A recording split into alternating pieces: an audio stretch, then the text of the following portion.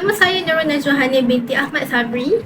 Dalam dokumentari ini, kami akan menceritakan tentang kes-kes kematian dalam tahanan di Malaysia dan mengungkapkan pelanggaran hak asasi manusia yang terjadi dalam konteks ini. Melalui pemeriksaan mendalam, kami akan menggambarkan dampak yang memilukan terhadap hak asasi manusia. Berdasarkan apa yang diungkapkan oleh ahli keluarga si mati, mereka hanya telah dilaporkan mati dalam tahanan tanpa bukti yang kukuh. Mereka juga mengatakan bahawa adakah pihak polis tidak membuat sebarang pantauan terhadap mereka yang berada di dalam tahanan atau sengaja dibiarkan supaya mereka mendapat pengajaran. Ada juga yang didakwa menggantung dirinya, tetapi ahli keluarga si mati percaya bahawa mereka tidak akan melakukan itu dengan sengaja jika kes yang dilakukan itu tidak serius. Selain itu, ada juga yang menyatakan mereka mati dalam keadaan semula jadi. Menurut media massa, Polis Diraja Malaysia PDRM sudah pun mengambil tindakan membendung kematian dalam tahanan.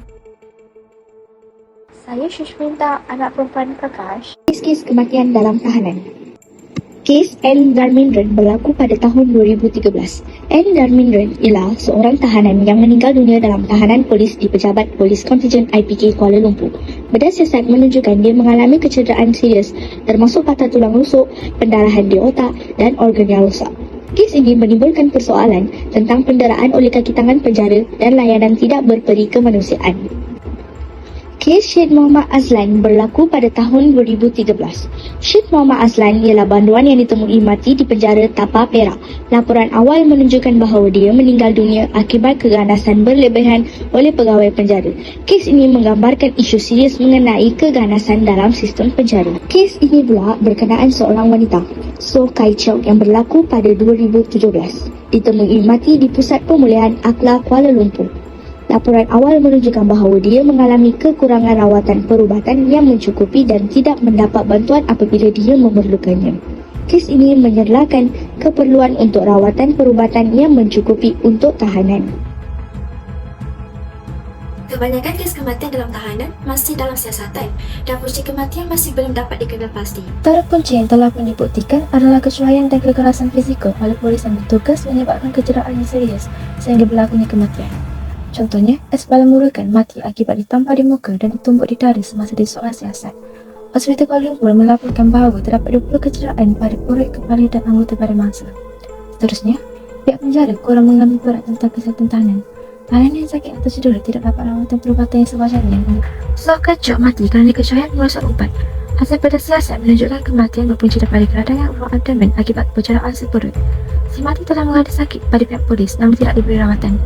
Kecuaian pengurusan ubat turut memburukkan kesihatan si mati. Selain itu, kekurangan pengawasan dan penjara membenarkan pelakunya pelanggaran hak asasi manusia seperti keganasan terhadap tahanan. Hai, nama saya Nurul Atikah Ayuni binti Edi Irawan dengan kad matriks 322300051 dan saya akan melanjutkan penerangan dokumentari ini. Berikut seperti info-info tersebut, Suruhanjaya Hak Asasi Manusia (Suhakam) memandang serius isu kematian dalam tahanan dan menekankan bahawa setiap individu mempunyai hak paling asas iaitu hak kepada nyawa dan ia tidak boleh diambil sewenang-wenangnya seperti yang dijamin di bawah Perkara 5/1 Perlembagaan Persekutuan. Polis Diraja Malaysia PDRM juga turut menubuhkan satu unit khas, Unit Siasatan Jenayah Kematian dalam Tahanan USJKT, bagi mengendalikan dan menyiasat kes-kes yang membabitkan kematian di dalam tahanan polis adalah selaras dengan perjuangan Eliminating Death and Abuse in Custody Together (EDICT). Langkah ini mendukung hak asasi manusia agar kes-kes kematian dalam tahanan dalam sesebuah lokap di balai atau IPD tidak disiasat oleh balai yang sama di mana kejadian kematian itu berlaku. Dalam video ini, kita telah menyaksikan gambaran yang mengguncangkan tentang kematian dalam tahanan polis. Kes-kes ini mengingatkan kita akan perlunya tindakan segera untuk memperbaiki sistem peradilan yang sedia ada. Kematian dalam tahanan adalah pelanggaran serius terhadap hak asasi manusia yang harus ditangani dengan bersungguh-sungguh. Kejahatan apa pun yang mungkin telah dilakukan oleh mereka, mereka tetap memiliki hak untuk dihormati dan dilindungi. Deklarasi Universal Hak Asasi Manusia UDHR dan Perlembagaan Persekutuan memberikan sokongan yang kuat dalam melindungi tahanan. Namun, implementasi prinsip-prinsip ini belum mencapai tingkat yang memadai. Oleh kerana itu, reformasi yang tegas diperlukan untuk mempertingkatkan perlindungan terhadap tahanan dan memastikan tanggungjawab yang lebih besar dari sistem penegak hukum. Oleh yang demikian, masyarakat juga mempunyai peranan yang penting dalam menuntut perubahan. Dengan bersatu, kita dapat membangun masa depan yang lebih adil di mana setiap individu dihormati dan dilindungi. bahkan ketika mereka berada di balik jeruji besi.